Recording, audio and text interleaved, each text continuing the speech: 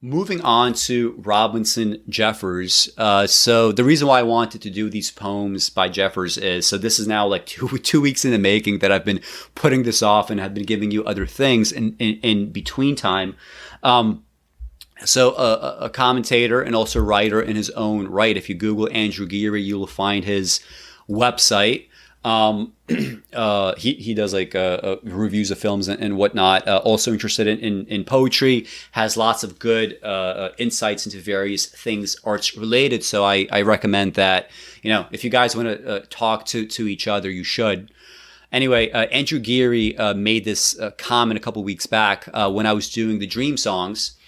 And I didn't think of this observation before, but he connected the Dream songs to Weldon Kees, specifically to the Robinson series of poems. So the comment is, "Thank you for taking my comment during the live stream. I was reminded of the Robinson series by Weldon Kees when you were reading Dream song number 29. You make a number of observations, one of them being that a few of the lines are open-ended. This reminded me of why the Robinson series was also successful in its approach. Like the Dream songs, the Robinson series is an examination of a seemingly average but broken person that people have believed to be a proxy for the author. The poems could easily have been terrible as a result, indulging in pathos and the usual cliches regarding loneliness. However, like Berryman, he kept things open-ended as well. Kees, however, takes it to an extreme. The reader never really learns who Robinson is. He's almost a cipher, and perhaps that's the point. With the Dream songs, even if you're using Berryman's biography to help guide you through the poems, Berryman seems to pull out a line or two that is almost too abstract or open-ended in the context of the rest of the poem, yet frustratingly still fits, so the reader still has to contend what they mean, why they are there, and can't just easily dismiss them. They have to think and perhaps let go of Berryman's biography and try to grasp for something else." Okay, so that's the extent of the commentary on the Robinson poem. So I didn't actually know too much about the kind of I guess critical consensus surrounding the poems in terms of what it's about. If it's if people really truly believe that this is a stand-in, like a proxy for Weldon Kees, as Andrew Geary said.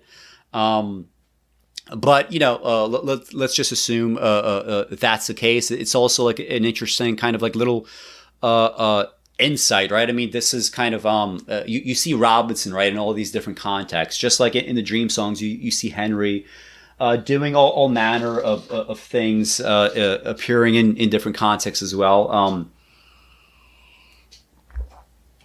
And I have here. Where is it? Yeah, so I have Weldon Kees right here. So I just took a look through this when I was organizing, and the Robinson series of poems, I believe it's only 4 poems, at least the ones that actually explicitly name Robinson within them. I think maybe a couple of other poems were maybe sort of about Robinson without necessarily naming him. I think that might be true, but these are the 4 poems that Weldon Kees puts Robinson in as a character explicitly, right? We have Robinson by Weldon Kees. This is the first of the series, and I think this is separated by, let me just check. So these poems are, so the first Robinson poem appears in, no, they don't have the time span here, but I mean, these are separated at least by some years, right? So this is slowly getting built up, right? We have Robinson at home, aspects of Robinson, and then the final one, and also I think the best one relating to Robinson. So let's just sort of keep a little bit of those insights in mind from Andrew Geary as we read that, and then as we can sort of do away with the anchor of biographical insight, which always makes things easier to understand. Once we just look at the Berryman, once we throw away that anchor, right, we're going to have to do some analysis on our own that just disregards any notion of biography, right? Eventually, we're going to have to take off those training wheels, as it were. Robinson by Weldon Kees. The dog stops barking after Robinson has gone. His act is over. The world is a gray world, not without violence, and he kicks under the grand piano, the nightmare chase well underway. The mirror from Mexico stuck to the wall reflects nothing at all. The glass is black. Robinson alone provides the image Robinsonian, which is all of the room, walls, curtains, shelves, bed, the tinted photograph of Robinson's first wife, rugs, vases, panatellas in a humidor. They would fill the room if Robinson came in. The pages in the books are blank, the books that Robinson has read. That is his favorite chair, or where the chair would be if Robinson were here. All day the phone rings. It could be Robinson calling. It never rings when he is here. Outside, white buildings yellow in the sun. Outside, the birds circle continuously where trees are actual and take no holiday. So, I mean, at minimum, this is an excellent poem, right? I mean, the title Robinson, I guess on first blush it seems a little bit throwaway. I mean, I could even imagine like a better title, but to the extent that this is a series, right, we need to have like this Robinson kind of a repetition.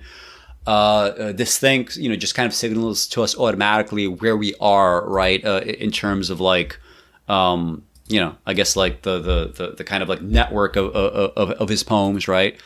And I just find like the double meanings in this poem just so kind of especially rich, right? So first we get this kind of prosaic line, right? The dog stops barking after Robinson has gone, right? This is not something that you would give like a second look to necessarily, like if somebody were to just utter it, right? But watch what happens after. His act is over. So like what is that exactly about, right? Are we just doing a comment on like, is his dog well behaved or not? Is he just sort of trying to be annoying in some way? Or is the act something deeper? And I think as the poem goes on, obviously the act at least references something deeper, if not exactly that. The world is a gray world. Are we talking about like, is it like not sunny outside? Like, what are we saying exactly? Not without violence, and he kicks under the grand piano, the nightmare chase well underway. So we imagine this dog, right? Like just kind of, sleeping under the piano. We have that nightmare chase, right? We've all seen dogs kind of, kicking in their sleep, right? But like so far, right? We have like some suggestions of what's going to come after, right? His act is over, right? This is more abstract than it seems. The world is a gray world in terms of like the sense of like this is a nothing world, a world that's constantly disappearing, a world that only exists for Robinson himself, right? This is a nice kind of poetic and also unexpected way to get this idea across, right? We don't exactly know where we're gonna go just yet with this, but the fact that we go in that direction, right? This is just like an excellent way of playing with reader expectations. The mirror from Mexico stuck to the wall reflects nothing at all, right? So now we know that these things like his act is over, right? The world is a gray world. We're talking about something more than, the dog goes to sleep after Robinson has gone and, that's it, right? And it's like cloudy outside. The fact that this mirror now kind of in some senses like ceases to be, right, without Robinson. The glass is black.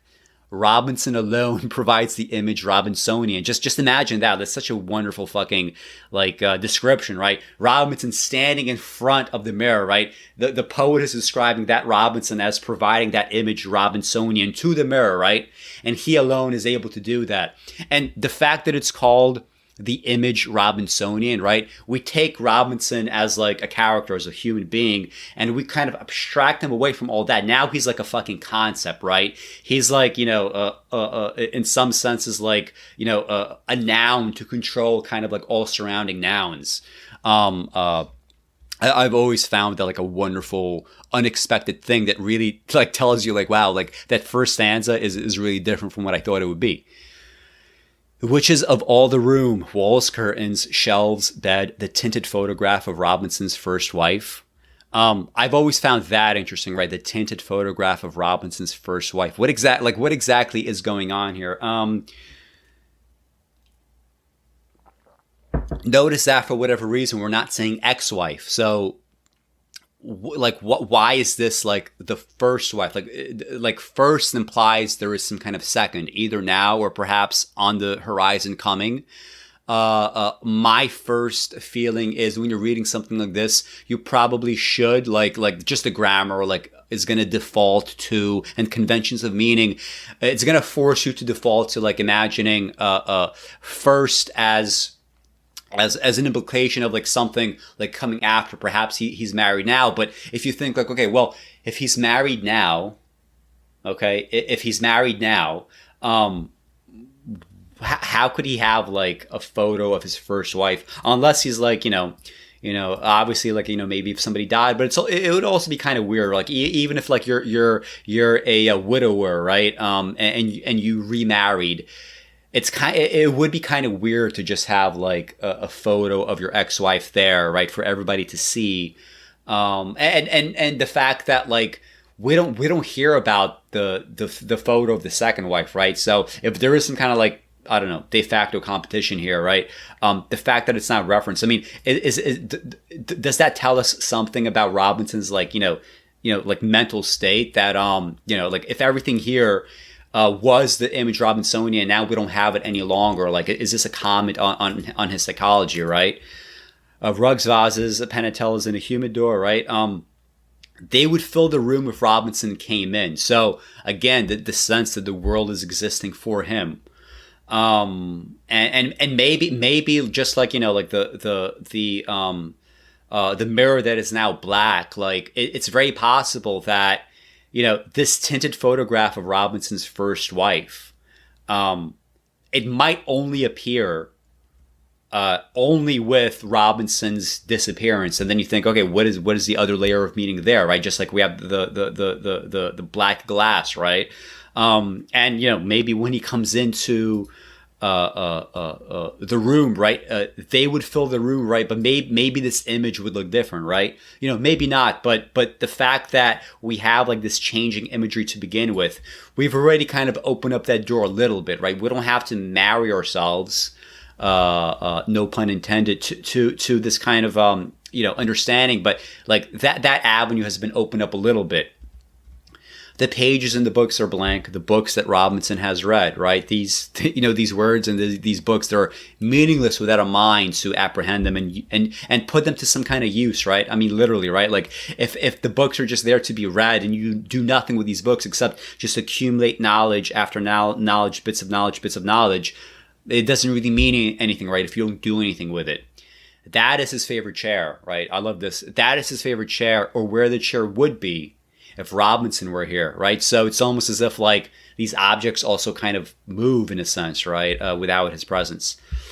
And then like you get like kind of creepy, right? All day the phone rings. It could be Robinson calling. It never rings when he is here.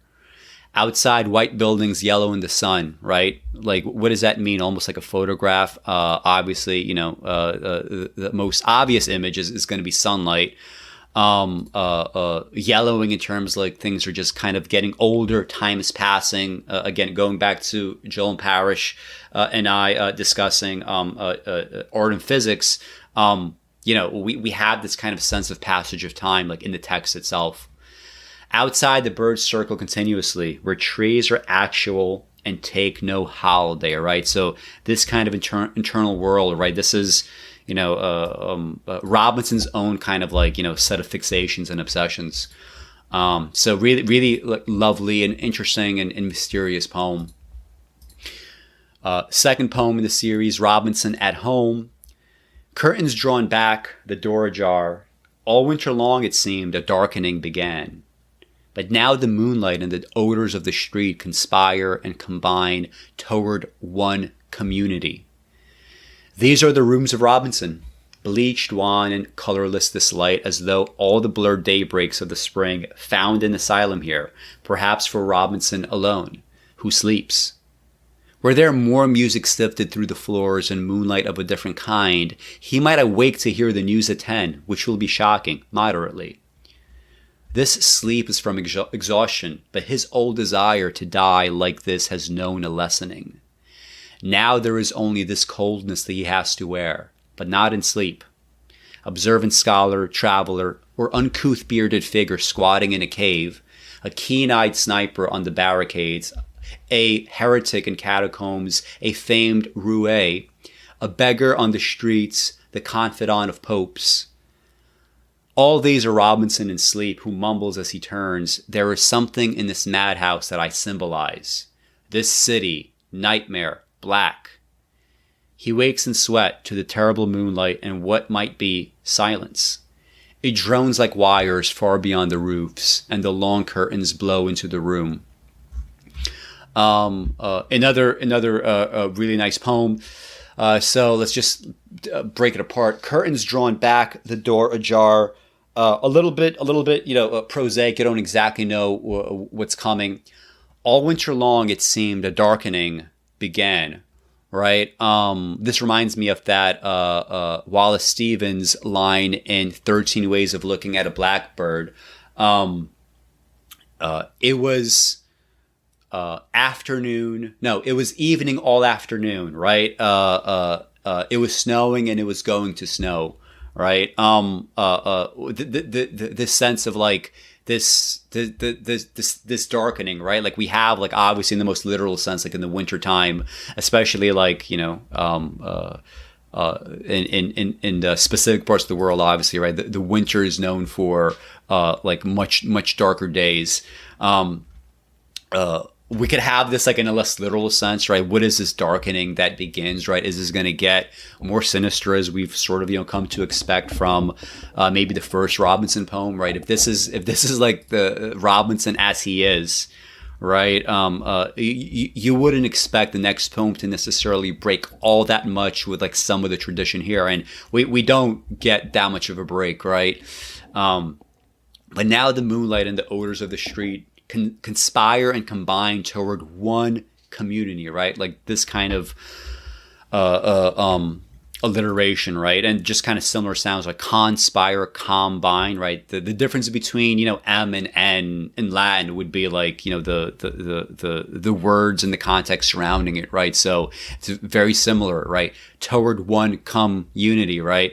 And just kind of like, what is the sense there? Like the odors of the street conspire and combine toward one community. They kind of, perhaps like if we're talking about, as we do later on, sleep, like in the sense of like, falling asleep, and you get that kind of, I forget the technical term, where you start seeing these like images like in your head right before you actually drift off to sleep. All these things just kind of, come together, right, towards like one dream or a set of dream, and all these like little variables and elements around, they become part of this like nightly ritual. These are the rooms of Robinson, right? Like, again, we're kind of abstracting things away, right? Like, obviously in a literal sense, like the rooms of his house. But again, like in a more kind of like existential sense, like, the rooms where like a human being resides, like the place where you just live, the place where you experience most of your like day-to-day reality, right? How important is that, right? And do rooms in any way change like by the nature of like who lives in them, right? Robinson versus anybody else, like how would the quality of this poem be with, switching out characters, even just in the most superficial sense of like what makes up a room, right? These are the rooms of Robinson, right? Very kind of distinct. Bleached, wan, and colorless this light, as though all the blurred daybreaks of the spring found an asylum here. Perhaps for Robinson alone, right? Very interesting. Found an asylum here. Who sleeps, right? So we know now that he's sleeping, right? And, asylum as a reference to sleep, unconventional, but also you kind of understand why. Especially like during nightmares or whatever, like these dreams really do sometimes feel like an asylum, right? Were there more music sifted through the floors and moonlight of a different kind, he might awake to hear the news at 10, which will be shocking, moderately, right? So if we get this like this toward one community, right? The conspire and combine part in stanza number 1, had this been a little bit different, right? Had the light been a little bit different, you would be, you would, easily awake, right? This is why this one community as it stands is kind of as different as it is. And the fact that ultimately, like, were these variables different, Like, what do you actually get, right? All you get is he might awake to hear the news at 10, which will be shocking moderately, right? So are we talking about the news being shocking in some way, moderately, right? Like, it's very kind of like bourgeois and kind of like boring, right? This is all that Robinson, has to sort of look forward to. Like, perhaps he's even like sleeping like with the television on, right? He might awake and hear the news at 10. Or, right, maybe it's the awaking itself, right, which will be shocking moderately, right? He will be mildly surprised at the fact that he has, woken up mid-sleep, right? We could, the grammar just lends itself to at least two different interpretations there in the most kind of, I guess, squat way. The sleep is from the sleep is from exhaustion, but his old desire to die like this has known a lessening. Now there is only this coldness that he has to wear, but not in sleep. Observant scholar, traveler, or uncouth bearded figure squatting in a cave, a keen-eyed sniper on the barricades, a heretic in catacombs, a famed roue, a beggar on the streets, the confidant of popes. All these are Robinson in sleep, who mumbles as he turns, right? So we're now just kind of like seeing the life that Robinson gets to live in his dreams, right? And perhaps the life that he pines for in his more kind of, day-to-day existence. There is something in this madhouse that I symbolize, the city, nightmare, black. He wakes in sweat to the terrible moonlight and what might be silence, right? Why is it moonlight terrible, right? Is it, just because of the nightmare? Is it because he doesn't like waking up? Is it because just the moonlight itself, the fact that he is awake, like now he's thinking things that he does not want to think? And we get some answers, right? It drones like wires far beyond the roofs, and the long curtains blow into the room, right? Like, just imagine here, right? We get this, right? This sleep is from exhaustion, but his old desire to die like this has known a lessening. So while he's asleep, or like exhausted, perhaps by his own fucking depression, exhausted by his own thoughts that he can't control, he wants to die. Like, maybe he's suicidal, right? But now in sleep, he doesn't have to, right? He could be that scholar, he could be the traveler, he could be a confidant of popes. And then in the end, like, we get this kind of intrusion, right? It drones like wires far beyond the roofs, and the long curtains blow into the room. And the ending reminds me a lot of, I forget the title of this poem, from Dan Schneider. He has a sonnet that ends like the authority of light over dream, right? So when you're dreaming, you have this kind of intrusion, this authority of light that's going to, if it wants to keep you up, it will. If it wants to wake you, it will. Here we have another kind of intrusion. It's not like, well, we have the terrible moonlight, but even more so, we have the long curtains blowing into the room, like almost like these, like, sort of figures are just there for no other purpose than maybe scare the shit out of the Robinson character. So this poem, aspects of Robinson, maybe this is like my least favorite, and I think might be like the maybe like the least effective of his poems. So let's just I haven't read this in some time, so like let me see if like my assessment is still right. Aspects of Robinson. Robinson at cards at the Algonquin. A thin blue light comes down once more outside the blinds. Gray men in overcoats are ghosts blown past the door. The taxis streak the avenues with yellow, orange, and red. This is Grand Central, Mr. Robinson. Robinson on a roof above the heights. The boats mourn like the lost. Water is slate far down. Through sounds of ice cubes dropped in glass, an osteopath dressed for the links describes an old intourist tour. Here's where old Gibbons jumped from, Robinson. Robinson walking in the park, admiring the elephant.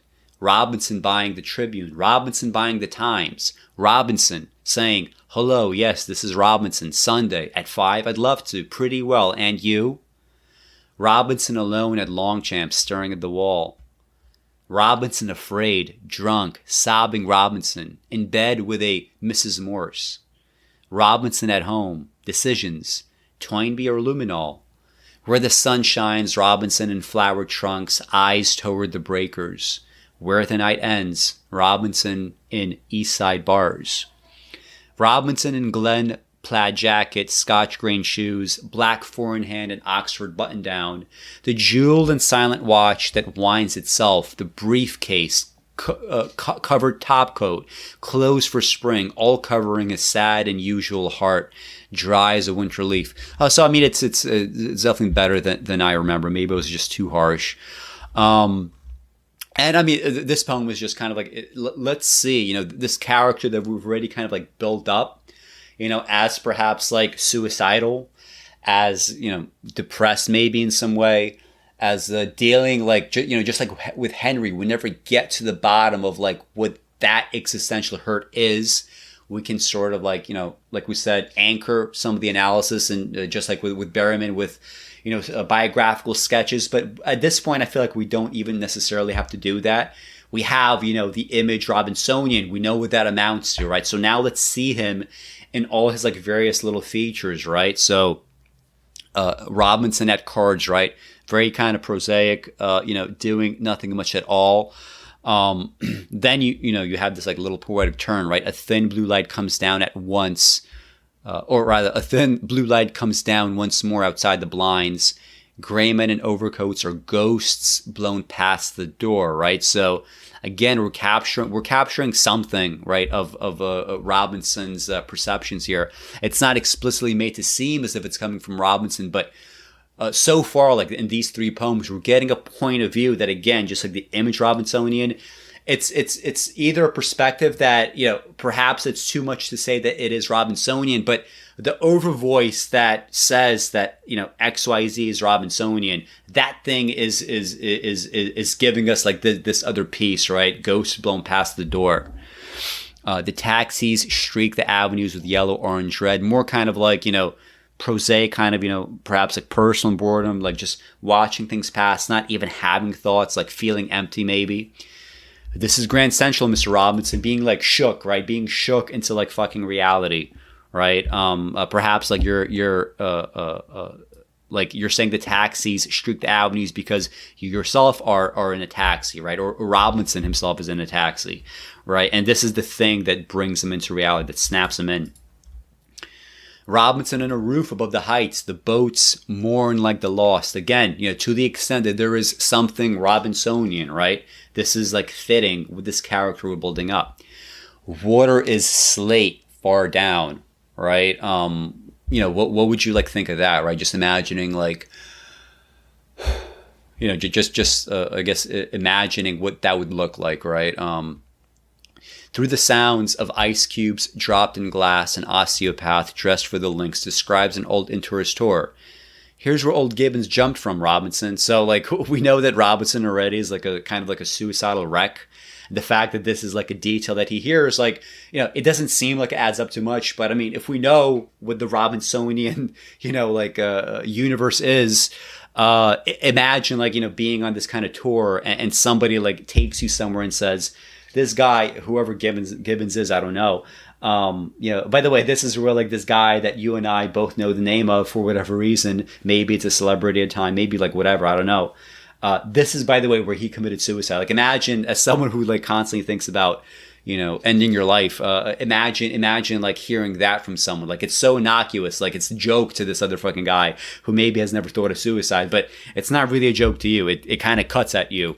Right. And again, like in context of like the buildup, like we're like, I'm not treating these as just individual poems. Like I want this to be kind of like understood as a little bit of a series.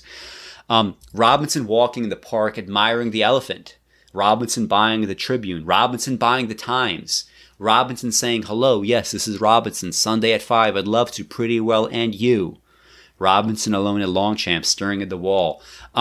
I find this a very effective line, Robinson alone at Longchamp, staring at the wall, because it's just a kind of like, it's like a pithy little recap of the kind of like boring, pointless fucking like one time's the Tribune, one time's the Times. Is there really much of a difference? walking in the park, like, does it really amount to anything? These like bullshit fucking engagements that you get involved in, does it really amount to anything, right? Ultimately, it amounts to no more and no less than this following image, at least Robinson. Robinson alone at Longchamps staring at the wall, right? This like constant sense of like nothingness behind and ahead.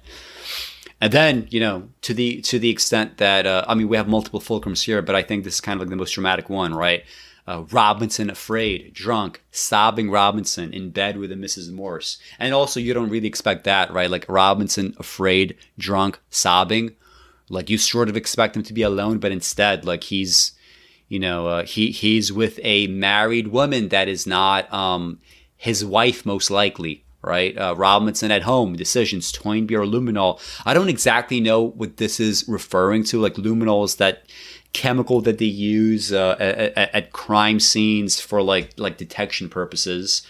Is he reading some kind of true crime thing? I don't really know. Toynbee, the famed historian, but it's also like a kind of, this is the extent, this is like an almost like Alfred, J. Prufrock from T.S. Eliot's poem, right? The kind of like pointless fucking decisions that Prufrock has to make again and again that never seem to amount to anything, right? This is like his decision, right? Is it fucking, is it Toynbee or luminol? Is it the Tribune or the Times, right? Is it this bullshit engagement or some other bullshit engagement? Where the sun shines, Robinson in flowered trunks, eyes toward the breakers. Where the night ends, Robinson in East Side bars, right? Like where the sun shines, you see Robinson in kind of like happier context, which honestly, it's kind of, I feel like a little bit necessary. And then where the night ends, right? I mean, just kind of, imagine just like, walking around late at night and you see outside, horizons like meeting, dusk, sunset, whatever. At least this is the way that I view it, right? Where the night ends, Robinson and East Side bars. And obviously this is also going to be able to be interpreted as like at the end of the night, like now you're drunk here late at night doing this pointless fucking thing that you always do. You're drunk here again. In various bars. You don't even have a name for these bars, right? You just have the neighborhood that they're in and you just keep going from place to place. People do that. People bar hop. It's an actual activity in the year 2020 like it was half a century ago. People hop bars. Robinson in Glen plaid jacket, Scotch grain shoes, black four-in-hand and Oxford button down, the jeweled and silent watch that winds itself, the briefcase, covered top coat, clothes for spring, all covering his sad and usual heart, dry as a winter leaf. This kind of like sad heart, like we get the inversion, right? And unusual, right? Imagine that. His heart is not just sad, it's unusual. Is it unusually sad or is it unusual in some other way, right? Usual, right? Is it sad in the usual sense? Is the fact that it's usual like referring to something else? We have a couple of avenues there. The fact that the heart is dry, that's also an unconventional way to describe something like, sadness and one's heart. So it ends on a high note in terms of like, actual like, writing, right? But so far, I don't think it's unfair to say that aspects of Robinson isn't as good as these first two, and certainly not as good as relating to Robinson, which I think is probably the best of these, and probably is the most famous from my understanding, at least. Relating to Robinson. Somewhere in Chelsea, early summer, and walking in the twilight toward the docks, I thought I made out Robinson ahead of me. From an uncurtained second-story room, a radio was playing There's a Small Hotel. A kite twisted above dark rooftops and slow-drifting birds. We were alone there, he and I, inhabiting the empty street. Under a sign for natural bloom cigars, while lights clicked softly in the dusk from red to green, he stopped and gazed into a window where a plaster Venus modeling a truss looked out at eastbound traffic. But Robinson, I knew, was out of town. He summers at a place in Maine, sometimes in Fire Island, sometimes the Cape, leaves town in June and comes back after Labor Day. And yet I almost called out, Robinson, There was no chance. Just as I passed, turning my head to search his face, his own head turned with mine and fixed me with dilated, terrifying eyes that stopped my blood. His voice came at me like an echo in the dark. I thought I saw the whirlpool opening. Kicked all night at a bolted door. You must have followed me from Astor Place. An empty paper floats down at the last. And then a day as huge as yesterday impairs and rolled its horror on my face until it blocked. Running in sweat to reach the docks, I turned back for a second glance. I had no certainty there in the dark that it was Robinson or someone else. The block was bare. The Venus, bathed in blue fluorescent lights, stared toward the river. As I hurried west, the lights across the bay were coming on. The boats moved silently and the low whistles blew. So first of all, right, the main thing here, right, like, unlike the other Robinson poems, the Robinson here appears as a character that has a more substantive interaction with the narrator. So the narrator is not Robinson. The narrator is someone that knows Robinson, and this thing that we've built up, right, this character, this image Robinsonian, whatever that means, whatever that entails, whether he in fact is suicidal, whether it's something else, like all this stuff, right? And this being, you know, the final poem, right, in the Robinson series, I think it makes sense. We now see Robinson like really like face to face, like against someone else, right? Or someone that he thinks is Robinson, right? The interesting part of this poem is, although he says like there was no chance, right? Although he sort of like implies that this person is not Robinson, like we know as readers of the other poems, because again, we're treating this as a series, not just its own individual poem. Although like you don't have to, right? You could take these as standalones. I'm not choosing to do that here. We know that this thing, that this like Robinson type character, or the non-Robinson character, whatever you want to call him, we know that these are the kinds of things that Robinson might think, might say, might get fixated upon. So the fact that it's not truly Robinson, like this is the weird part, although like so much of the poem seems to like, you know, kind of like change upon, you know, this idea of whether or not this is Robinson, whether or not you truly see Robinson ahead of you, whether or not this is the person that you think it is. Like in some senses, it doesn't really matter. And, you know, perhaps the narrator, like to the extent that he might be like imagining all this, like maybe when he interacts and knows Robinson, right, with the character that we built up so far, he sort of like feels that, you know, this kind of thing is what I would feel Robinson to be. You know, Robinson maybe does not talk to me about his like suicide attempts or his kind of like, crazy thoughts or whatnot.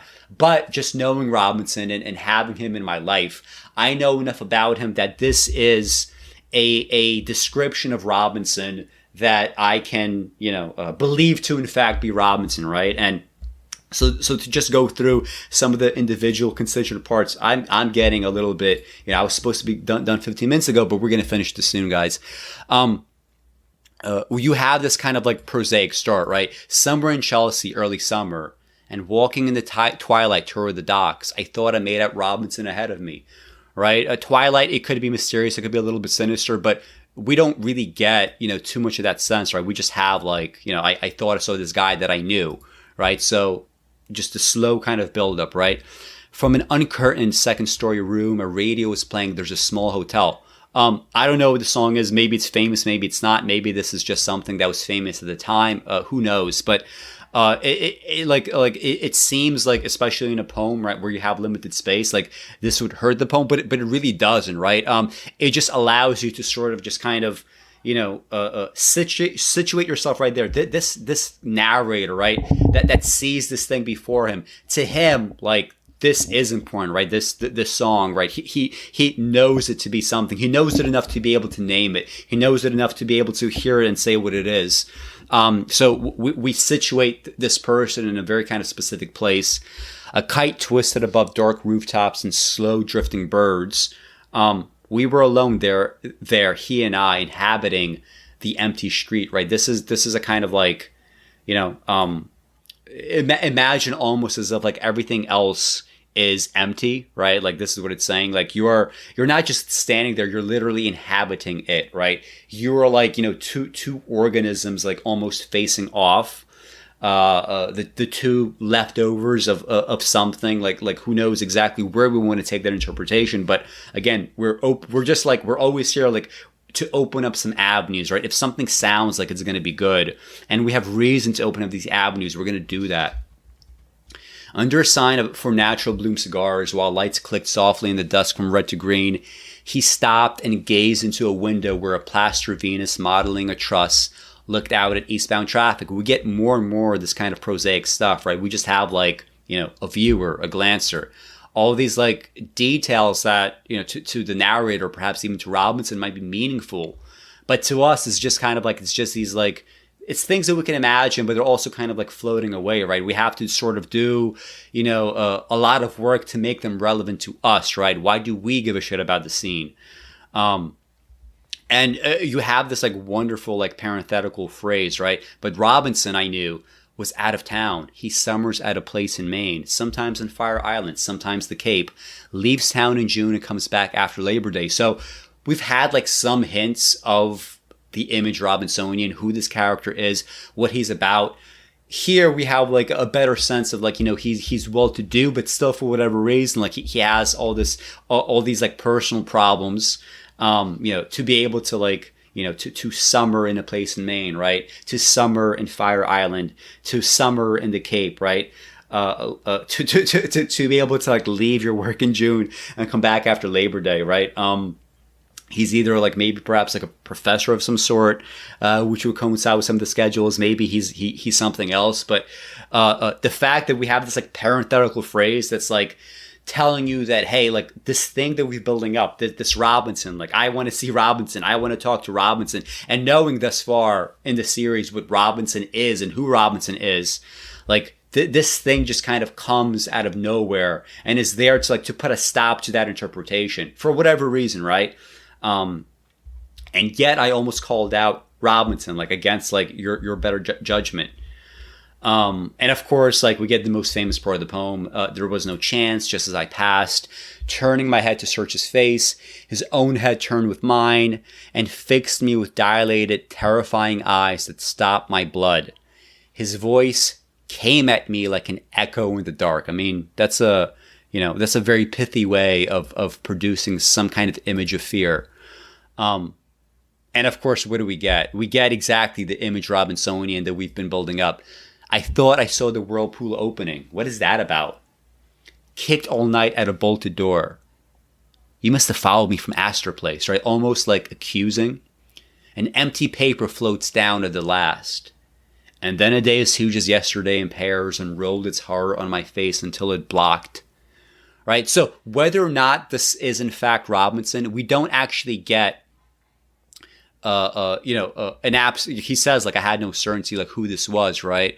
Again, like I said earlier, it doesn't really matter. But I want you guys, like for those of you that heard my analysis of the Book of Thel, if you haven't, I have this video. You guys could check it out on the channel called "The Book of Thel Explained." It's a poem from it's like 1790, I believe, 1787, something like that, from William Blake, very kind of ahead of its time.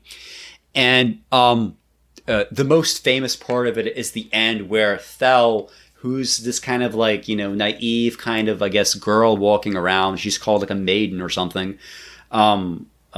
She's kind of like, you know, asking about life and, you know, do we have to die? What is this all about? And she keeps like not being happy with the answers that she's given. So eventually she's given the harshest answers possible, like underground, where she comes to her own grave. And the voice that suddenly comes from the earth, it feels a lot like that, right? I mean, this is very like, you know, Book of Thel-like, right? These like individual lines and that part in Book of Thel, like, all those lines are kind of like individual, kind of like most of them rather, individual like discrete images that sort of like they're there to do something to you. I thought I saw the whirlpool opening. Like, you know, what is that about, right? This is something very much that's Thel-like. kicked all night at a bolted door, right? Imagine that. You must have followed me from Astro Place. Now he's kind of like turning around and being accusatory. An empty paper floats down at the last, right? At the last of what? Where is this from? What is that about? And then a day as huge as yesterday in pairs unrolled its horror on my face until it blocked. We know that this is very Robinsonian, right? Then a day as huge as yesterday in pairs, right? Like imagine Robinson, like, you know, feeling suicidal, like during a night or whatever, not being able to sleep, waking up, whatever. To him, like if that was like the night before, that could have been huge. You look back and you're like, wow, that was a frightening experience, right? So then a day as huge as yesterday, right? As full of implication, as profound, as rich, as pregnant as yesterday, whatever that means. We never get that explanation. We don't need it, right? We have our imaginations, even if we disregard all the previous poems and we just view this as an individual poem, we have so many implications that we could work with. And just like to get to the ending, right? The block was bare. The Venus, bathed in blue fluorescent light, stared toward the river. As I hurried west, the lights across the bay were coming on. The boats moved silently, and the low whistles blew. Yeah, and I mean this kind of like, you know, ending with this kind of like total, you know, set of understatements. We have a prosaic sort of beginning. And we end once again in prosaic fashion, right? And this is sandwiched in between, focused more, you know, kind of like a poetic material here, you know, in the middle, right? So in terms of like a sandwiching technique, it really works. So